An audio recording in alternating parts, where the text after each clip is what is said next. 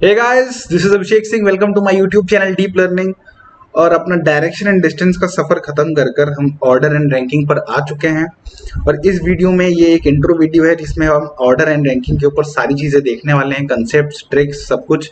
और next video से हम जो है इस पर क्वेश्चन सॉल्व करने वाले हैं, जैसे कि हमने डायरेक्शन एंड डिस्टेंस में किया था। तो चलिए इसी के साथ इसको स्टार्ट करते हैं। तो सबसे पहले मैं आपसे इसको एक बेसिक अंडरस्टैंडिंग देने के लिए आपको एक एग्जांपल देता हूँ। मान लीजिए आप और आपके दोस्त एक ही स्कूल में दो क्लासेस में बैठते हैं, ठीक है। आपका दोस्त तो जरूर होगा। तो अगर आप अपने दोस्त से क्वेश्चन पूछते हैं कि यार मेरी क्लास में तो जो रो है उसमें 5 लोग बैठते हैं, तुम्हारी क्लास में जो रो है तुम्हारी रो है उसमें कितने लोग बैठते हैं। तो अगर आपका दोस्त आपको नहीं बताना चाहता है, जो कि आपको पता ही है दोस्त कैसे होते हैं, तो अगर वो आपको नहीं बताना चाहता है तो आपसे घुमा फिरा के बोलता है। वो कहता है मैं जिस रो में बैठता हूँ वो लेफ्ट से मेरी पोजीशन 5th है और राइट से मेरी पोजीशन 2nd है। फिर वो आपसे कहेगा अब आप कैलकुलेट कर लो। तो अब तो आप कैलकुलेट कर ही लोगे क्योंकि आप ऑर्डर एंड रैंकिंग पढ़ने जा रहे हो, ठीक है। तो ये कुछ बेसिक बेसिक अंडरस्टैंडिंग है। तो सबसे पहले स्टार्ट करते हैं इस चीज से कि हमें ऑर्डर एंड रैंकिंग के लिए वो चीजें देगा क्या। हमको बेसिक चीजें यहाँ पर पोजीशन से डील करना पड़ेगा। हमें पोजीशन देगा, या मैं कह दूं हमें रैंक देगा कि आप लेफ्ट से इतना है, राइट से इतना है, टॉप से इतना है, बॉटम से इतना है। तो बताइए टोटल लोग कितने हैं। तो हमें बस इन्हीं left, right, bottom, up, total number of students, इन्हीं सबसे खेलना है इस पूरे चैप्टर में। और यही हमारा जो है बेसिक इस चैप्टर का मोटिव है। तो आपको पोजीशन देगा। दूसरी चीज आपको यहाँ पर टोटल पर्सन्स ये कैलकुलेट करना पड़ सकता है, ठीक है। बस यही बेसिक बेसिक चीजें हैं जिनसे आपको यहाँ पर डील करना पड़ेगा। बाकी मैंने आपको बता ही दिया ऑर्डर एंड रैंकिंग क्या होता है। आपसे ऑर्डर और रैंकिंग दो चीजें यहाँ पर पूछ सकता है कि आप अगर एक रो में है या आप अगर एक कॉलम में है, ठीक है, या आप अगर एक क्यू में खड़े हुए हैं, एक लाइन में खड़े हुए हैं, तो आपसे ये पूछ सकता है कि अगर आपकी पोजीशन स्टार्टिंग से 3rd है तो लास्ट से कितनी होगी। या फिर अगर आपकी स्टार्टिंग से 3rd है और लास्ट से 17th है तो टोटल लोग उस पूरी क्यू में कितने हैं। इस तरह से आपके कुछ क्वेश्चंस पूछे जा सकते हैं। बहुत ही अच्छा चैप्टर है, बहुत ही आसान है अगर इसको हम समझते हैं।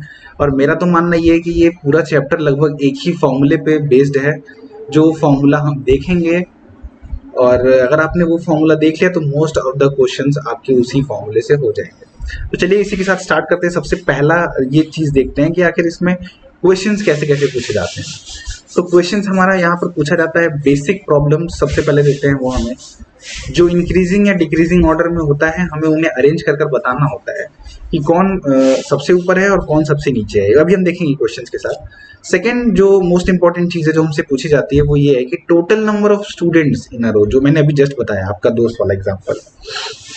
थर्ड चीज क्या है, मैक्सिमम नंबर ऑफ स्टूडेंट्स और मिनिमम नंबर ऑफ स्टूडेंट्स। ये वाला कंसेप्ट कुछ ऐसा है, अभी आपको समझ नहीं आ रहा होगा, बट अभी हम क्वेश्चन से इसको भी समझेंगे। ये बहुत अच्छी तरीका, सबसे ज्यादा यही चीजें पूछी जाती हैं, मैक्सिमम मिनिमम, क्योंकि यही थोड़ा सा जो है टिपिकल है। इसके बाद फिफ्थ चीज क्या है, पोजीशन ऑफ पर्सन, ठीक है। आपसे क्या कह सकता है कि आप राइट से 3rd हैं तो आप बताइए लेफ्ट से कितने हैं, किस पोजीशन पर है। तो ये पोजीशन ऑफ पर्सन आपसे पूछा जा सकता है। इसके बाद लास्ट चीज जो बची, इंटरचेंज पोजीशन। ये भी एक अच्छा है टॉपिक। इसमें आपसे ये पूछा जा सकता है कि अगर आप स्टार्टिंग में लेफ्ट से 12th पोजीशन पर थे और एक पर्सन और है आपका दोस्त जो उसी रो में बैठा हुआ है, वो राइट से 2nd पोजीशन पर था। मैं आपको यहाँ पर बना के समझाता हूँ। जैसे मान लीजिए आप राम है और आपका दोस्त श्याम है। आपको ऐसा बोला गया कि आप इधर से 12th हैं और ये इधर से 13th है। फिर आपसे बोला गया आपने पोजीशन को चेंज कर लिया, मतलब श्याम यहाँ आ गया, राम यहाँ आ गया। तो अब आपसे किसी एक की पोजीशन पूछ लेगा, आपसे पूछ लेगा बताइए राम लेफ्ट से कितना है। तो आप कैसे बताएंगे, ये आप इंटरचेंज के क्वेश्चंस में देखते हैं। तो एक बेसिक बेसिक क्वेश्चंस हमने देख लिया कैसे क्वेश्चंस बनते हैं इस पे। तो चलिए अब कंसेप्ट के साथ स्टार्ट करते हैं। सबसे पहला कंसेप्ट क्या है, टर्मिनोलॉजी। देखिए हमें टर्मिनोलॉजी पता होना बहुत जरूरी है, क्योंकि क्वेश्चंस में जब हम क्वेश्चंस को देखते हैं तो क्वेश्चंस को देखते समय हमें यही सारे वर्ड्स होते हैं जो वहां पर मिलते हैं।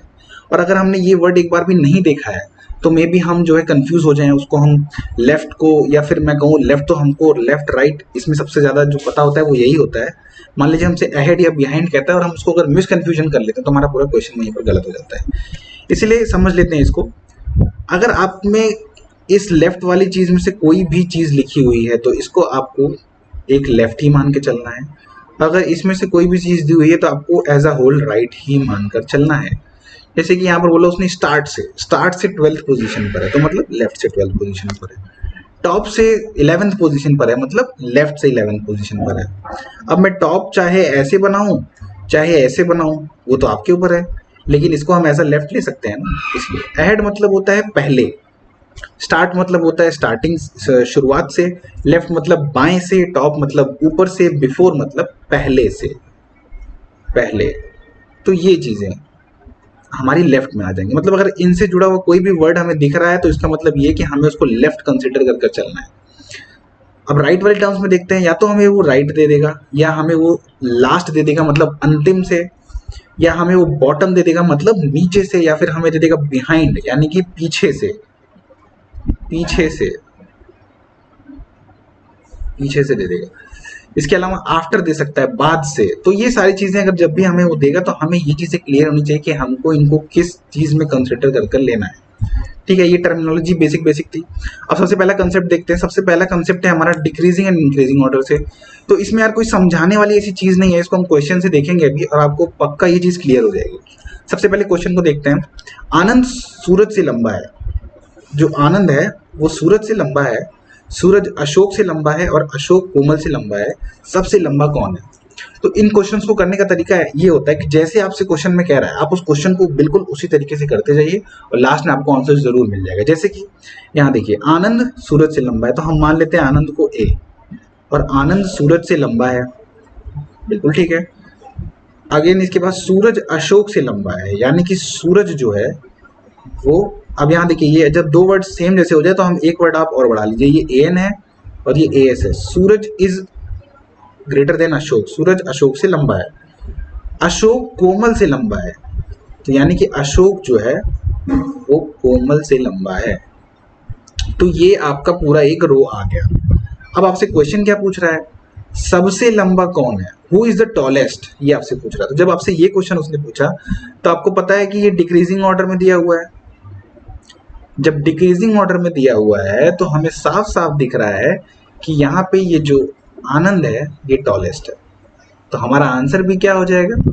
आनंद। अगर हमसे यहाँ क्वेश्चन में टॉलेस्ट ना पूछकर या फिर लंबा ना पूछकर हमसे पूछा जाता सबसे छोटा कौन है या फिर सबसे, तो आंसर हमारा क्या होता? कोमल हो जाता, ये हो जाता हमारा स्मॉलेस्ट। ठीक है, यानी कि सबसे छोटा, तो हमारा आंसर वो हो जाता। तो इस तरह से इन क्वेश्चंस करना है। यहाँ पर तो ये चीजें डिक्रीजिंग में दी हुई थी, मे बी आपको इंक्रीजिंग में दे दे, पर बेसिक जो आपको करना है वो ये है।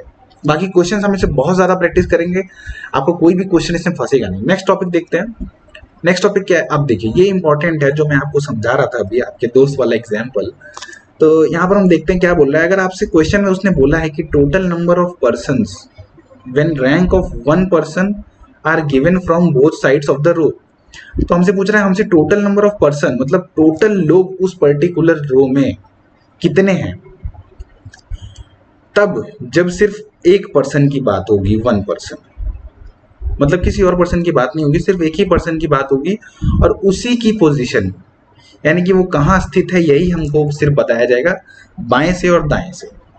सबसे पहले हम एक चीज को, कंसेप्ट को मैं आपको समझाता हूँ। सबसे पहले यहाँ देखिए, मान लीजिए इस पर्टिकुलर में चार लोग, जो 5 लोग मान के चलते हैं, बैठे हैं और ये यहाँ बीच में पी है जो हमारा पर्सन है।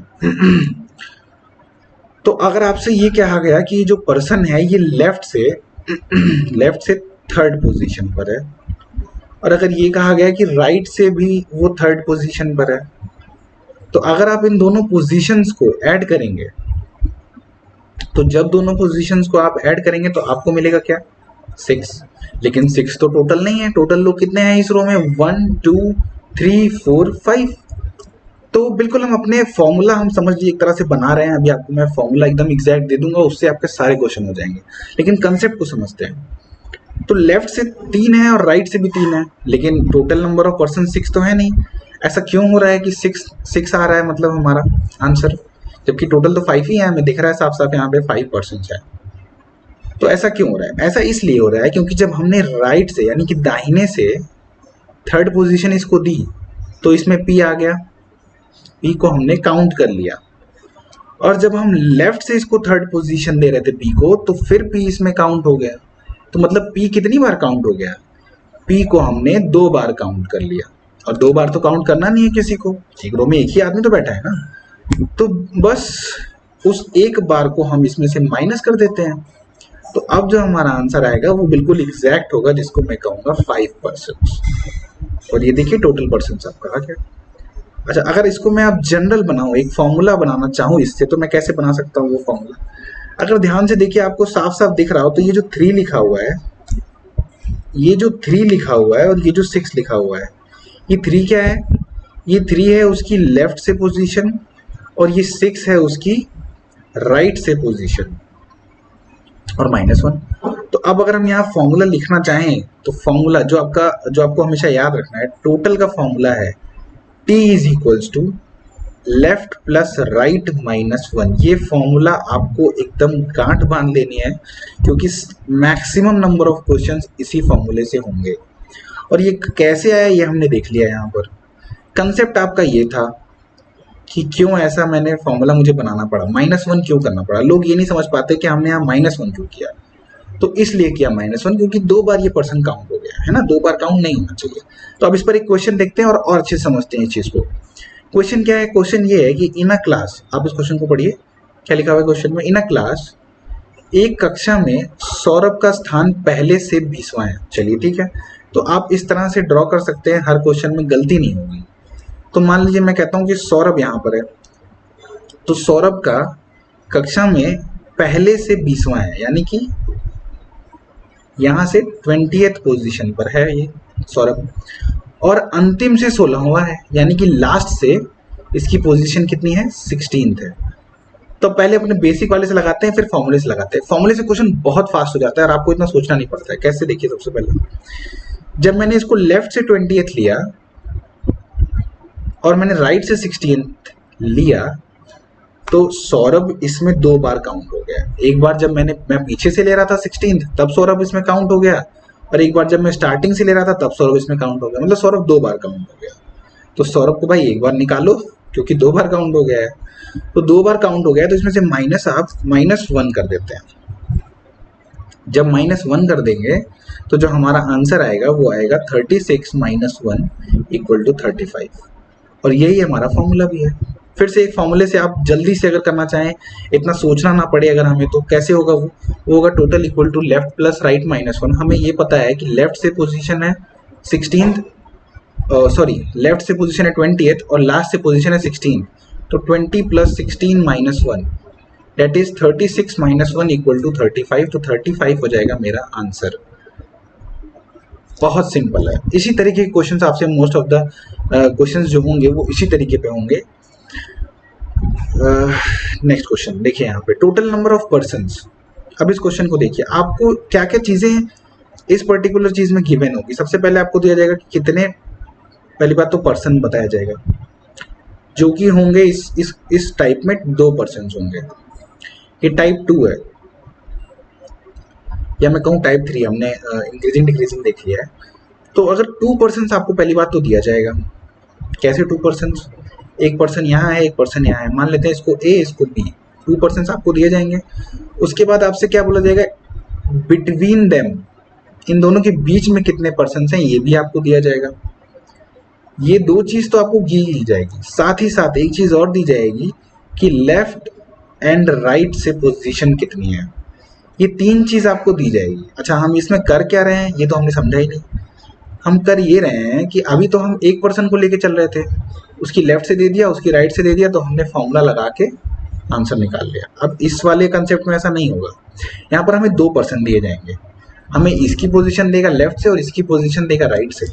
ठीक है, हमें बताना होगा टोटल पर्सन इस पूरी रो में कितने हैं। और एक चीज और जो गिवन होगी वो ये गिवन होगी कि बीच में कितने पर्सन है। मान लीजिए बीच में 20 पर्सन, और लेफ्ट से 12th पोजीशन है, राइट से 13th पोजीशन है, तो बताइए टोटल नंबर ऑफ पीपल कितने हैं।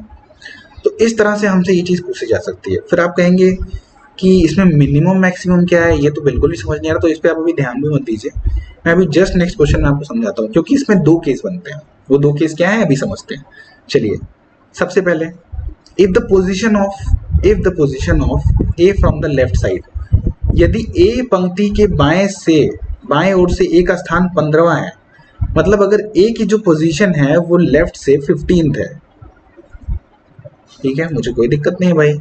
और एक पंक्ति के दाईं ओर से बी का स्थान 19 है, 19वां है, तो यहां से दाहिने से 19 हो गई पोजीशन। आगे समझते हैं। तो मैंने कहा था आपको 3 चीजें दी जाएंगी।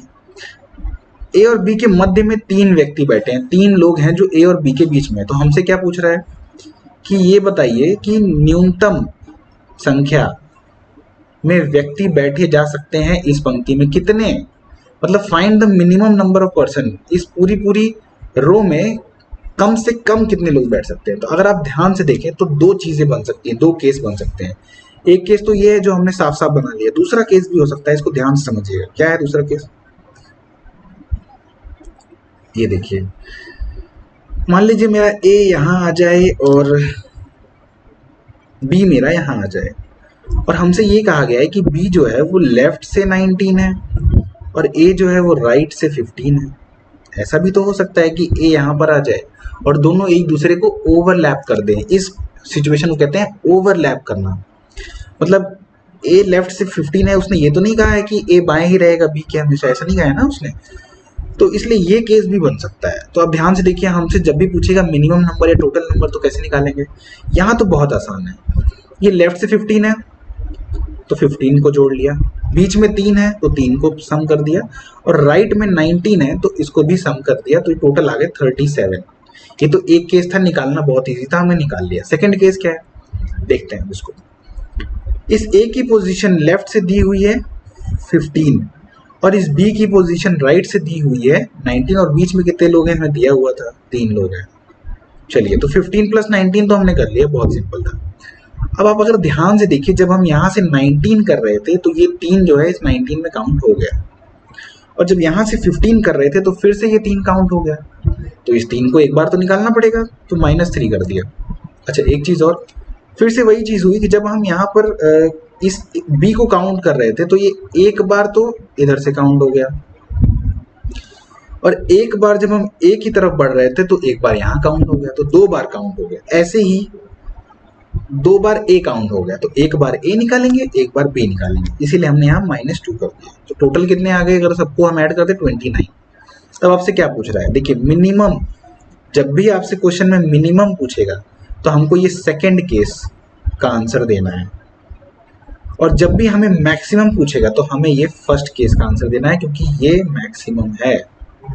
इस पे कई सारे क्वेश्चन करेंगे। अगर आपको भी ये कंसेप्ट क्लियर नहीं हो रहा है कोई बात नहीं, आप बस इसको ऐसे ही समझ लीजिए। जब इस पे क्वेश्चंस करेंगे तो इसको बहुत डिटेल में समझेंगे। नेक्स्ट चीज समझते हैं, इंटरचेंजिंग पोजीशन। सबसे लास्ट टॉपिक ये है हमारा। इसमें ट्रिक मैं आपको बताता हूँ, भी आप क्वेश्चन बहुत झट से कर लेंगे, लेकिन हमको पहले समझना होगा इंटरचेंजिंग पोजीशन होती क्या है। देखिए यहाँ पे जैसे मान लीजिए ये आपकी एक रो है, इस रो में राम और श्याम 2 लोग बैठे हैं। राम की पोजीशन लेफ्ट से 10th है और श्याम की पोजीशन राइट से 12th है।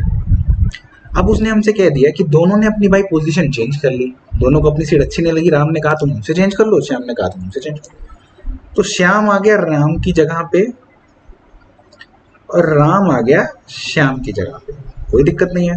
लेकिन भाई जो 12th यहाँ था वो 12 तो यहीं रहेगा, और जो 10 यहाँ था वो 10 यहीं रहेगा। अब जब आपको ये सेकंड पोजीशन देगा तो एक नई पोजीशन जरूर देगा किसी की। जैसे मान लीजिए उसने हमसे जैसे ही पोजीशन चेंज करेगा तो हमसे वो ये कहेगा अब जो नई पोजीशन है राम की वो बाएं से 52वीं है, 52th है। तो हमसे पूछेगा कि आप बताइए कि, या तो पूछ सकता है टोटल नंबर ऑफ पर्सन कितने हैं, ये क्वेश्चन पूछ सकता है, या फिर हमसे ये पूछ सकता है कि ये बताइए अब जो S है, न्यू पोजीशन ऑफ S है, वो राइट से कितनी है। ये 2 क्वेश्चन हमसे पूछे जा सकते हैं। अब इसमें ट्रिक क्या है, ट्रिक ये है कि पर्सन न्यू पोजीशन और अदर पर्सन की पोजीशन को ऐड करके -1 कर दीजिए। नहीं समझ में आ रहा होगा कोई बात नहीं, क्वेश्चन को देखते हैं, अभी तुरंत समझ में आ जाएगा। सबसे पहले पंक्ति में कुछ विद्यार्थी हैं, there are some students in the row. अब Ram is 12th from left बना लेते हैं भाई। राम कहाँ है, राम है लेफ्ट से 12th पोजीशन पर, ठीक है। And Shyam is 20th from right, Shyam जो है वो राइट से 20th पोजीशन पर है, ठीक है। अब कुछ देर बाद क्या हुआ कि दोनों ने अपनी पोजीशन को चेंज कर लिया। तो दोनों ने जब अपनी पोजीशन को चेंज कर लिया तो यानी कि यहाँ आ जाएगा राम और यहाँ आ जाएगा श्याम। ठीक है, तो अब हमसे क्या कह रहा है कि राम इज 50 फ्रॉम लेफ्ट। अब जो राम है ना, नई पोजीशन जो है वो उसकी 50 हो गई लेफ्ट से, 50 पोजीशन फ्रॉम लेफ्ट। ठीक, find the total number of students in the row. अब टोटल नंबर ऑफ स्टूडेंट्स कैसे निकालेंगे? जो पहले पोजीशन श्याम की थी वो 20 है, तो अभी भी पोजीशन तो 20 रहेगी, भले राम ने चेंज कर लिया हो पोजीशन इससे। तो दो तरीके हैं इसको करने के, या तो आप ऐसे कर सकते हैं डायरेक्ट, टोटल इक्वल टू, अगर आप इसको देखें तो इसकी लेफ्ट से दी हुई है पोजीशन 50, राइट से दी हुई है पोजीशन 20 -1, तो ये हो जाएगा आपका 69, ये आंसर हो जाएगा।